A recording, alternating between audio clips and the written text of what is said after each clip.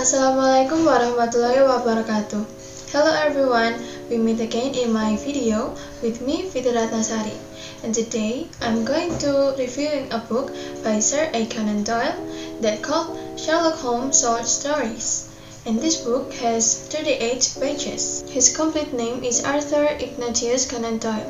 He was born in Edinburgh on May 22, 1859. Doyle died on July 7 in 1930 in Crowbourne, North Sussex, after suffering excruciating pain in his chest. From 1876 to 1881, he studied medical school at the University of Edinburgh. While studying, Conan Doyle began writing short stories. His first published story appeared in Chambers' Edinburgh Journal before he was 20. Besides Sherlock Holmes series, he also had several other works, like non-fiction book, historical novel, and a book about Professor Challenger. And sometimes Conan Doyle make a poem too. There are 3 stories in this book. The first one is The Speckle Pen. In page 1, according to the story, a woman named Helen approached Holmes for seeking help because she was worried about her sister's death and suspect it had something to do with her stepfather, whereas he has a cruel and violent personality. Second is a scandal in Bohemia, in page 14. In this story, it is said that there was a king who asked Holmes for help to destroy a photo of the king and his ex-girlfriend, because he believed that his ex would destroy his marriage by sharing a photo of the two of them.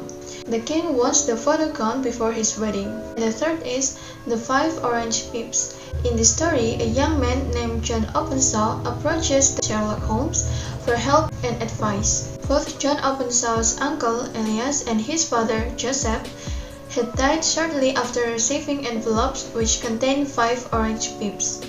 Although his uncle's death was ruled suicide and his father's death was ruled accidental, John believes that the 2 men were murdered. The day before he went to seek Sherlock Holmes, John Openshaw also received 5 orange pips in the mail. Lesson or message. So from the first story, there is a lesson that we can learn. We must be aware of anything unusual around us and not simply ignore it, because it could be the key to unlocking a door you don't want to face. From the second story, we can learn to not prejudice other people. You may have a close friend whom you believe you know everything about, and when you can't be with them any longer, you believe they will harm you. However, sometimes people are not that bad. We can solve the misunderstanding with a quick conversation rather than taking action that will let them down.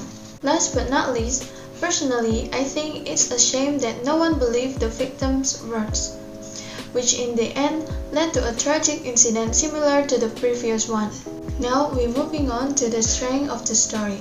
This book demonstrates that we should not giving up on whatever we face, even if those around us do not believe us. And this book shows the various approaches and critical problem-solving methods. About the weakness, in this relatively short book, it is very difficult to find weaknesses, but there are a few sentences, that sometimes make me confused as how to understand. And if somebody asks me, do I recommend this book to others? Absolutely. It could be a good recommendation for a first-time reader who has an interest in lightweight mystery genre. This book is not that long yet fascinating. I also like this book. In fact, I've heard a lot about his name and it sounds like he's something of a legend, but I still don't know the story of Sherlock Holmes. Well, now I know why this story is famous and has spawned numerous series.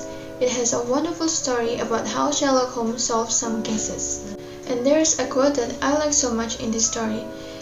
It contains on a scandal in Bohemia story, that is, please tell the king that I shall not show the photograph to anybody. I love my husband and he loves me, and he is a better man than the king. But here is a different photograph, and the king can keep this photograph if he likes. The reason I like this part is that this girl illustrates how graceful and elegant her mindset is, while also being a smart woman. Even though she is facing a king, she will not necessarily lower her self-esteem. This amazed me and inspired me to become a woman with strong principle who would not easily be swayed. That is my review about this book, and I hope you have an interest to reading this book. And yeah, thank you for enjoying my video, and goodbye.